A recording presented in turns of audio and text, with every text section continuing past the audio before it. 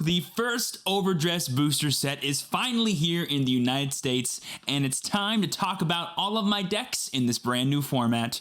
Let's get started. Welcome back, everyone. My name is Steven Rodriguez, and happy Overdress release day, boys and girls. DBTO1 Genesis of the Five Greats is finally here, and I am just so excited to start building decks with all of these cards. I'm actually not picking up any of my IRL cards until tomorrow, but luckily, thanks to this being a game that has a Japanese meta, and we've known about these cards for a long time, and things like Tabletop and Cardfight Area exist, I have been able to do some preliminary testing and decided what my main decks are going to be for the Overdress format, and I'm going to share with you guys all of those decks today. Now, while these may be some preliminary, first draft deck lists and not necessarily, solved lists for the official English meta, I do have a pretty good inkling on how competitive each list will be. I do make some decisions anticipating certain matchups, so hopefully these lists not only will give you a good starting off point when it comes to building your own Overdress decks, but also give you some good information on how to actually compete in this brand new meta for Cardfight Vanguard. All in all, I'm just really excited to actually take these decks to my locals and mix it up with my friends because it's been a while since I've done that, and being able to do it for this brand new format is going to be super cool. If you guys are excited for some more Vanguard content here on the channel, be sure to smash that like button, subscribe to the channel, and click that bell for notifications so you know when my videos go live for you. I do plan on posting videos just like this every single week about Cardfight Vanguard, the anime, and who knows what else about this amazing game that I've loved for years. So if you're excited, be sure to support, and also let me know down below in the comments which deck you are most excited for once you get your hands on your real cards. But anyways, I've stalled y'all long enough. Let's go ahead and check out all of my decks for Cardfight Vanguard Overdress.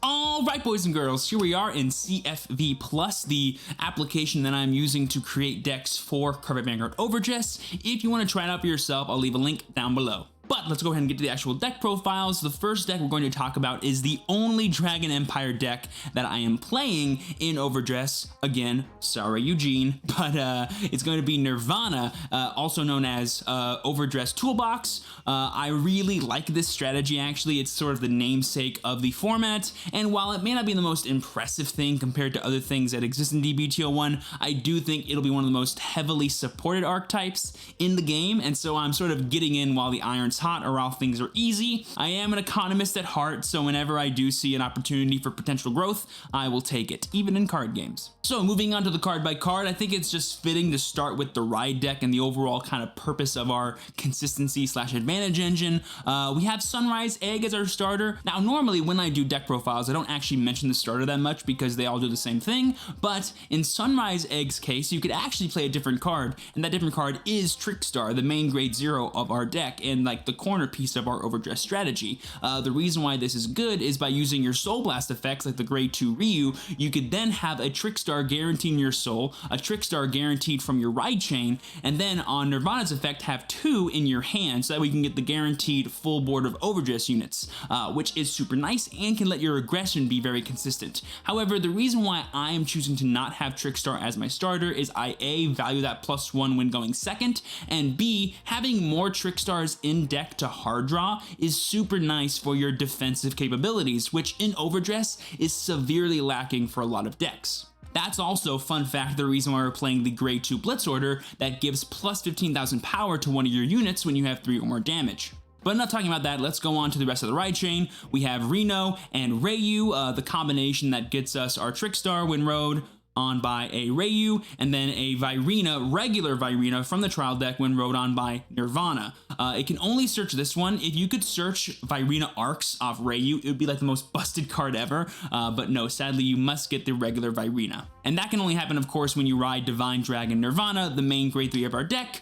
Her effects include Act Vanguard Circle, once per turn, cost, discard a card from your hand, choose a grade 0 from your drop zone and call it. This is almost exclusively getting Trickstar. I guess you could get a trigger if you wanted to for the extra board presence, but I mean, if you're discarding a trigger to get a trigger, that doesn't make much sense. So yeah, that's her first effect, and then the second effect is when this unit attacks, counterblast 1, and this unit and all of your units with Overdress ability get power plus 10,000. Now, a key thing to point out here is even if they're not in overdress, they'll still get plus 10,000 power if they're just on board. So if you normal call a Valiente, an Arx, or a regular Virina, they will still get plus 10 and be at least 20/23 respectively. Moving on to the main deck, we have of course our 3 Nirvana for Persona Ride targets. We have our 4 Valiente, 4 Virina, and 4 Virina Arcs for our overdress package. Valiente is the main aggression engine of the deck, being able not only to overdress on Trickstar, but other overdress units is super cool. Having that continuous rearguard ability to gain plus 5,000 for each individual overdress not only adds to your aggression, but also adds to your defense. Again, more on that in a second. And then of course, being able to sort of threaten your opponent to always guard it, otherwise you'll get a second attack, is really nice. It doesn't always restand, like usually when this card restands you're already winning, so that effect really isn't needed, but it is nice. Then we have 4 of the grade 2 Virina. The only cool thing about this card is that it's a searchable overdress unit that can also gain another 10k on top of the 10k for Nirvana, but it's probably the worst one in our deck in terms of actually just getting us value, because while Valiente can force more cards out of your opponent and Arcs can actually draw you cards, regular Virina most of the time is just a hard neg from your hand to create pressure against your opponent, which is nice, but other things can do better things as well. So if you ever have a choice between this and Arcs, I almost always go for Arcs. Moving on, like I said, we are playing 4 copies of the grade 2 Blitz Order to give plus 15,000 power to any unit. This is super useful for protecting our overdress rear guards because, like I said in my best decks video, when it comes to Nirvana, one of the worst things ever is when you commit 2 cards to board to create 1 unit, and then that unit gets retired or swung at, and you have to either commit more cards to protect it or just lose it and have to commit the cards again on the next turn to create more pressure. This deck, after the first initial wave of overdress, just constantly negs, and if you ever whiff overdress units or just commit them without using their overdress ability, it just sucks. So having more ways to hard protect them with only 1 card instead of multiples is super important. Moving on to our grade 1s, we of course have 4 of the new PG in DBTO1. Being able to guard with these, we only have 2 cards in hand and not need to discard is super nice, and 3 copies of the 10k booster.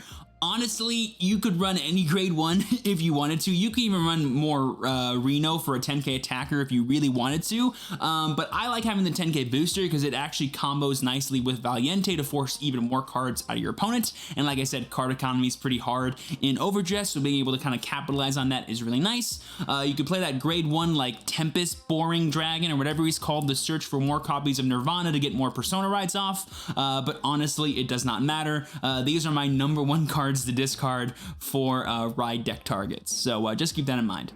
And of course, rounding off any good Vanguard deck, we have our triggers. I have 4 draws, 4 heals, 7 crits, and 1 over trigger. The only notable thing here are the 4 draws. I see people do no draws and go for fronts. I see 3 draws. The reason why I like having the 4 is because, like I said earlier, this deck negs a lot, basically every time it goes for overdress. So having any kind of way to generate advantage and generate plussing of cards in hand, I think is really important. And yeah, that's it for my Nirvana deck. I think this deck is super consistent, really fun, and can generate constant pressure against the opponent. Like I said, the big drawbacks, it's very resource intensive and is very punished by any kind of removal, prison, or just your opponent constantly attacking your rear guards. It's actually super annoying. All right, now that we're finished with Dragon Empire and Nirvana, it's time to talk about Dark States and Violence Bruce, everyone's favorite Final Rush boy.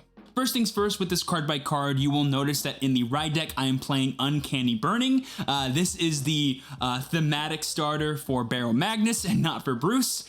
This is a personal thing that a lot of players in Japan will do, where they'll run the off-thematic starter with their deck to kind of psych out their opponents. I find it super funny, and every now and then I will do it in my overdress decks as well. But moving on from that, we have, of course, Steve, Richard, and Bruce, the Diablos brothers. These cards are crazy cool at not only creating advantage through Steve and Richard by plussing you 1 or plussing you 2 if you went second thanks to your starter, but we also have, of course, Violence Bruce himself, the main boss of the deck. He has 2 effects. The first one is at the start of your ride phase, you are now Final Rush. That enables pretty much the rest of your deck to actually function. And his second effect is, of course, Auto Vanguard Circle. When this unit attacks, if you are in Final Rush, cost Soul Blast 5 and stand all of your front row rear guards. This is the combo of all combos in Card Vanguard Overdress. I cannot tell you how many times I have been killed or I've killed people with this in testing. But let's go ahead and talk about the main deck card by card. We have 3 copies of Bruce himself for Persona Rides. We have 3 copies of Fist Colossus, not only for the extra soul charge, but for the extra power on our final rush turns. We have 4 copies of Marjorie for, again, extra soul charge, drawing of cards, and gaining of power. This card does it all. We have 4 copies of Eden, being able to gain 5,000 power, and when he stands again, a critical during our final rush turns is super pressuring. And on top of that, in the early game, if you do call him early against like the rush decks, you can actually retire your opponent's units if they don't guard your attacks, which is super nice. We have 4 Acrobat Presenter. This card is like the gasoline for the engines, constantly soul charging for us to make sure we can over and over and over again use Bruce's effect. We have 4 Proto Bulb. This card is actually ridiculous. Basically, when he attacks or boosts, if you're in final rush, you can counterblast 1 and put another rear guard into your soul. Choose a card from your soul and add it to your hand. This is super nice, not only for hand fixing, getting us things like PGs or Bruce out of our souls, so that way we can get our Persona Rides and defense up, but it's also really good for reusing cards like Colossus, so that way we can keep having gigantic columns every single turn.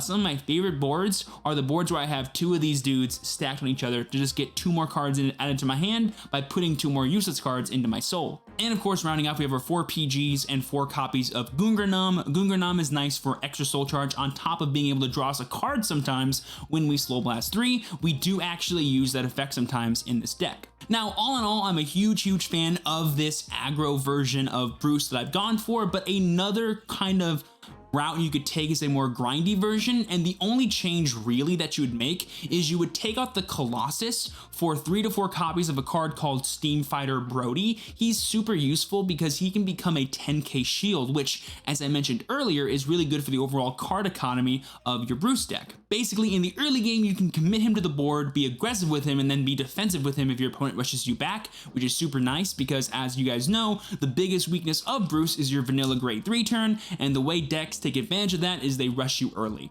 But my biggest problem with Brody in the deck isn't that I think he's bad for your early game, it's that I think he's bad for your late game, because if it's a choice between calling a Brody or calling a Colossus on your 4th turn final rush combo, I'm choosing Colossus every single time. And I feel like a more important thing to kind of value in Bruce isn't surviving until you get to your 4th turn, it's killing your opponent by the time you get to there. So I really like just having the more power cards in there for those turns, and I feel like the deck has enough resource advantage and management to the point where you can almost always survive if you play it right. I don't think it's easy, but I do think it's super doable, even if you fight against the more rush style decks like Stochea or I guess Dragon Empire. And yeah, rounding up the deck, we have 3 draw, 4 heal, 8 crit, and 1 overtrigger. Super self-explanatory, super good, no questions here.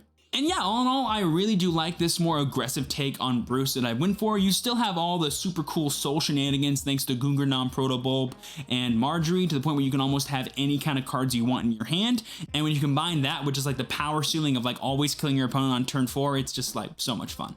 Moving away from what someone called the most complicated deck in Overdress, we have a more helmet or Unga Bunga style of deck, Master of Gravity, Barrow Magnus.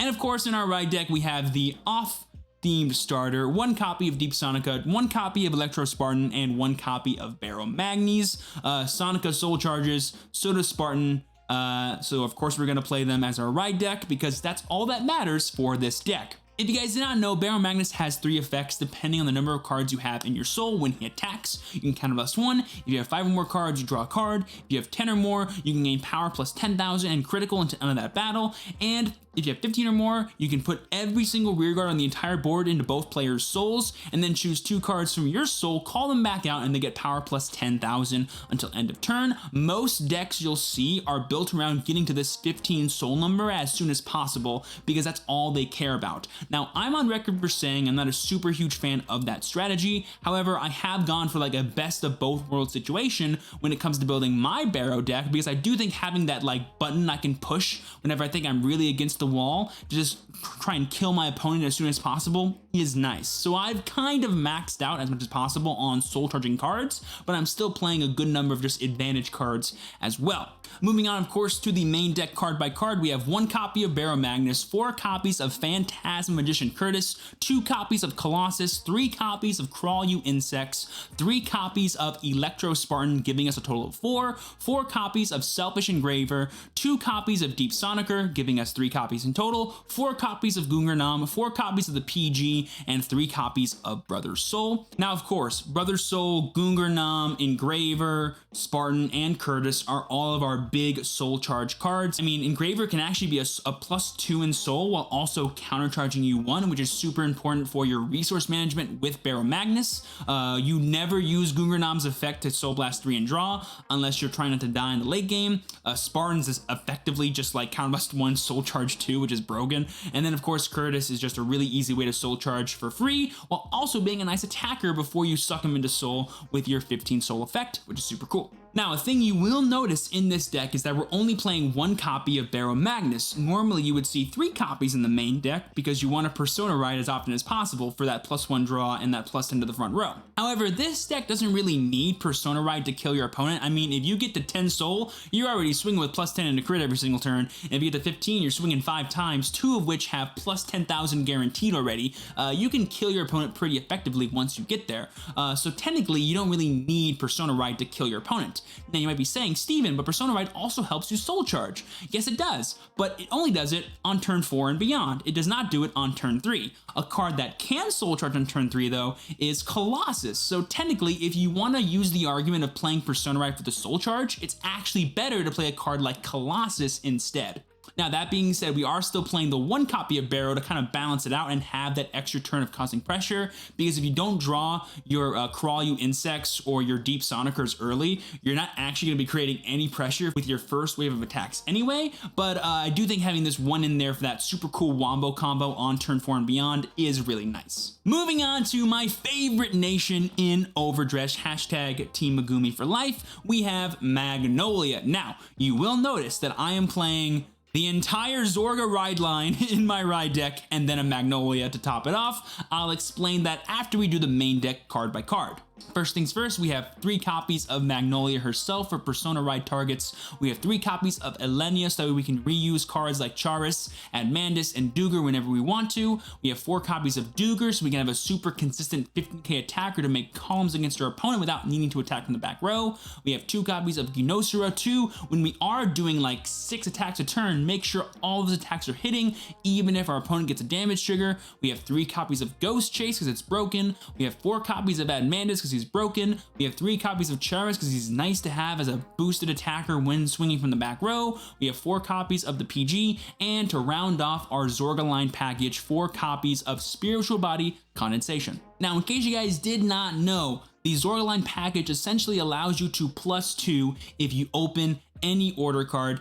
Specifically, if you open the Body Condensation, as it is a normal order card. All you need to see is this 1 card, and you can +2 off of this ride line. If you see only Ghost Chase, you'll still +1, you just won't get a card back thanks to your Tearhusk Dragon. And basically, what the Zorga ride line lets us do is +2, but keep it all within our hand, unlike the Charis and Lattice combo, which +2 on board. Basically, if we draw a trigger or a PG off of the Rancor Chain and Tearhusk Dragon combo, we're able to keep those cards in hand and not commit them unless we absolutely have to. Where Lattice and Charis are concerned, if we call a trigger or call a PG, unless we draw a Ghost Chase, that card's staying there, and that's never nice to see.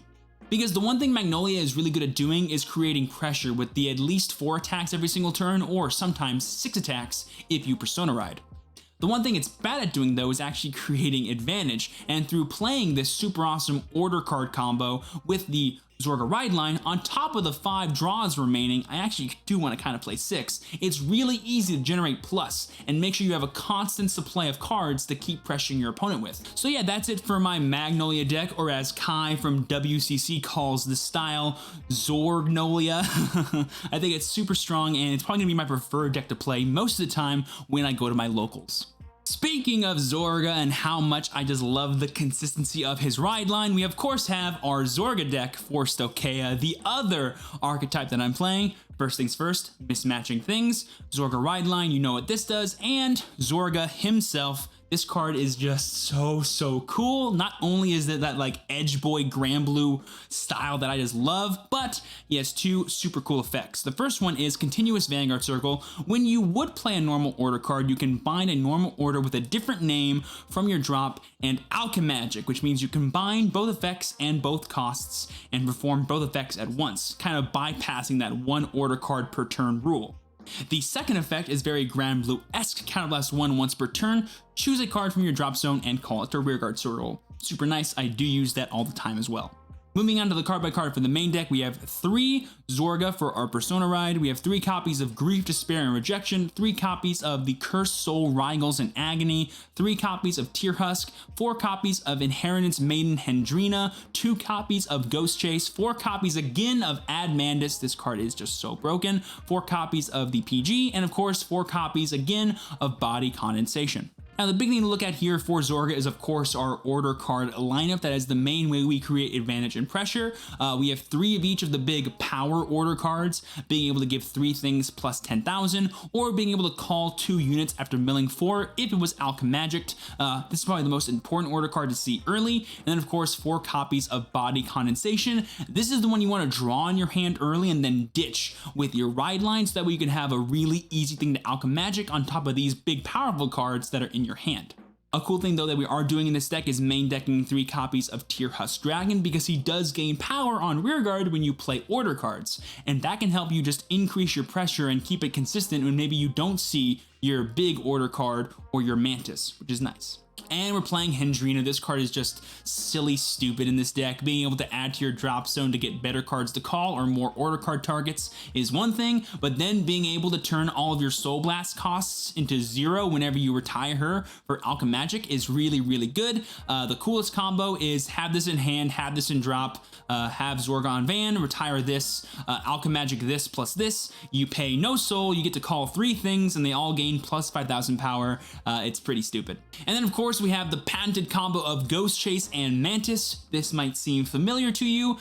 Ghost Chase being able to bounce cards back to your hand during your opponent's turn, and Mantis being able to be reused every time you bounce them is just so nice. There are some moments though where you can like super 5 million IQ brain, bring back a PG from your drop zone that you either used or milled with Zorga's effect, and then bounce it to your hand during your opponent's turn and have a PG to guard more of their attacks. It's actually super funny and really cool. I kind of want to play more copies of Ghost Chase for that reason. However, in this deck, you need a lot of normal orders to constantly have them every single turn in hand, and so I like favoring that over favoring the 3rd Ghost Chase. However, I can be convinced, and it is totally possible to like cut a Tear Husk or cut a Mantis if you really want to, but I feel like sacrificing the normal units for order cards is kind of bad, because you don't want to just like only mill order cards, because then things like Rygels and Agony are actually worse. So keep that in mind whenever you're deck building. Try and find a good balance between both orders and normal units. I've found that 13 is a good balance, and right now we're running 12, so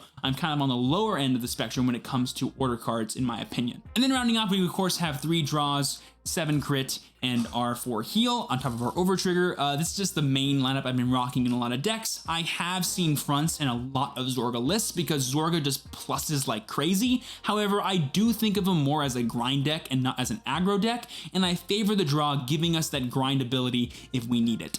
All in all though, I just love the Zorga playstyle. It feels like the kind of game of Vanguard I want to be playing. Super grindy, super efficient, and super consistent. Now, he does kind of suffer from that, 3 attack syndrome that some other decks in Overdress do suffer from, but thanks to awesome power cards like Persona Riding plus Grief, Despair, and Rejection, and all the plus 5,000 power things can get thanks to your Mantis condensations and their own effects, you can create some pretty powerful boards of 40 plus K columns each. And if you do that like over the span of like 2 or 3 turns, who cares if you're only attacking 3 times? Your opponent is still dead. Zorga will be one of the most complicated and like harder to win with decks that I will be playing, but it will also be one of the most fun. Moving on to the big bad Cater Sanctuary man himself, we have Apex Ruler Bastion. First things first, in our ride deck we have of course Fort and Rooks. These are the cards that let you plus by having grade 3s. I know, weird being able to plus with just grade 3s in hand, pretty crazy. And then we of course have Apex Ruler Bastion. Oh! If Ashura Kaiser could have had a grandson, this is the grandson he would have wanted. Continuous Vanguard Circle during your turn. All of your grade 3 units get power plus 2,000. That means if you go first, you hit some pretty stupid magic numbers, which is nice. And then Vanguard once per turn. At the end of the battle, your drive check revealed a grade 3 cost. Discard a card from your hand, choose one of your rear guards, stand it, and it gets power plus 10,000 until end of turn. This is not Persona Ride lock. It can happen as soon as you ride. And as you can see from our main deck, we're playing what I believe is 30 grade 3s. and 4 grade 1s, so it's really easy to enable this effect. Speaking of our 30 grade 3s, let's talk about them.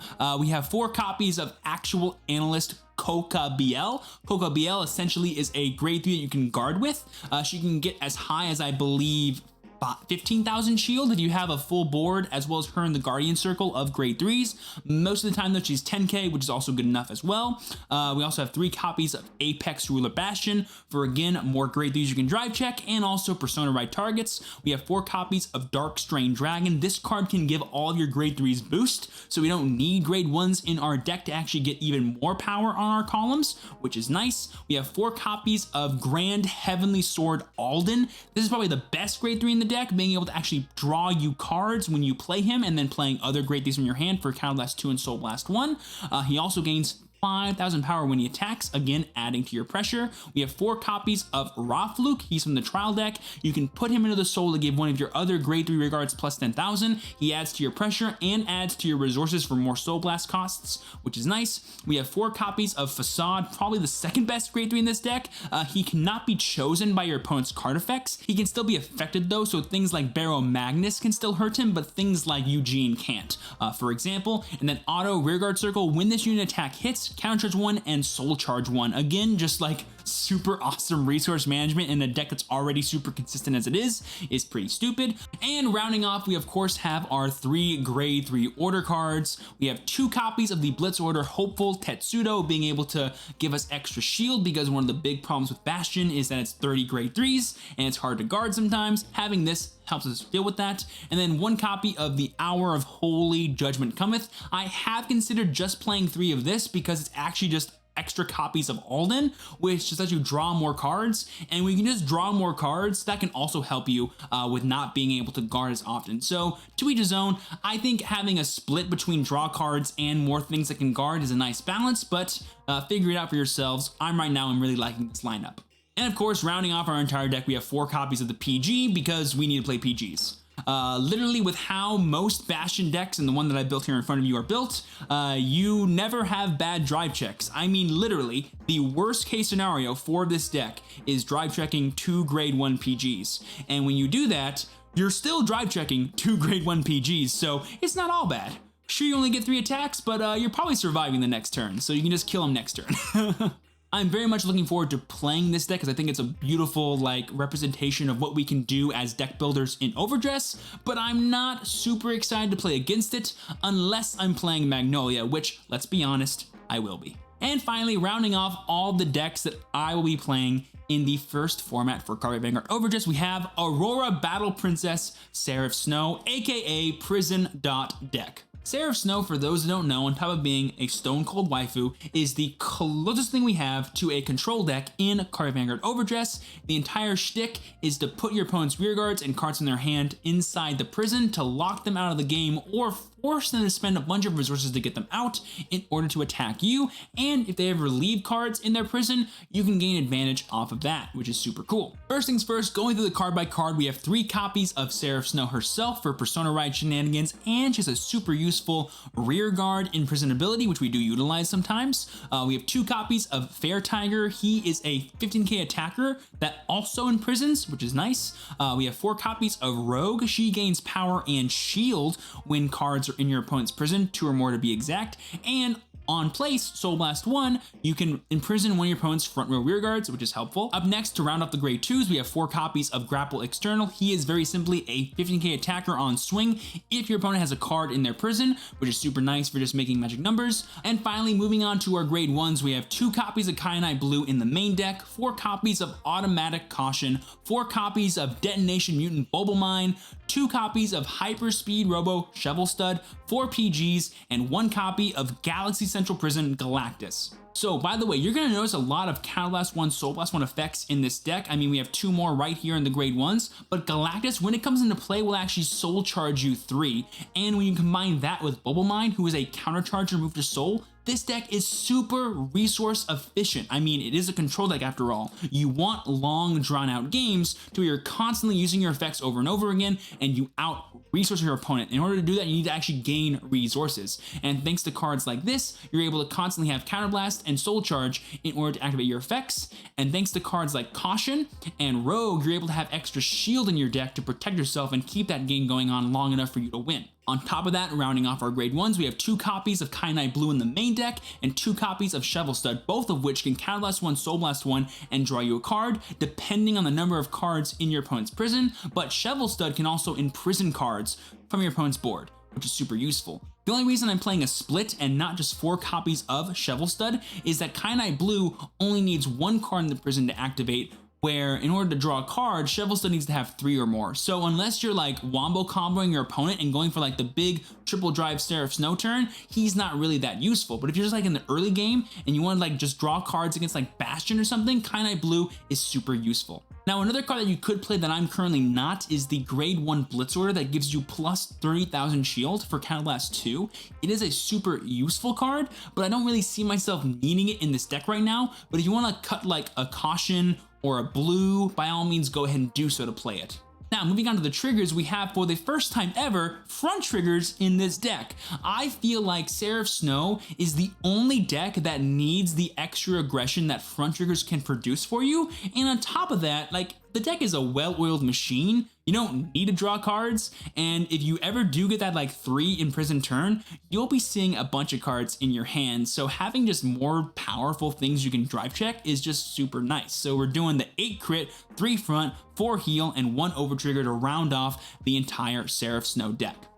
And yeah, that's pretty much it for Seraph Snow. I think this deck is a little bit like meh in terms of like what the other decks aggressively can do, but in terms of like consistency, advantage, and resources, there's no deck better than Seraph Snow or Brandgate in general. Like, the game plan is the same every single game. Imprison your opponent's stuff, make it hard for them to play, and then just eventually kill them. That's super easy and really good against things like Stokeia, Dragon Empire, and heck, even like Barrow Magnus to an extent, because like they need their Counterblast, and they can't very well Soul Blast to get their stuff out. So I do actually like this deck in terms of like countering certain decks, but in terms of the meta as a whole, like I said in my best decks video, it doesn't really do much against things like Bruce or Bastion because they can just like commit a lot less in the early game and still create pressure in the late game, or B, they have tons of Counterblast and Soul Blast to just get their dudes out every single turn and make it harder for you as the Brandgate player to actually win. So while this deck is super cool, it is easy to play around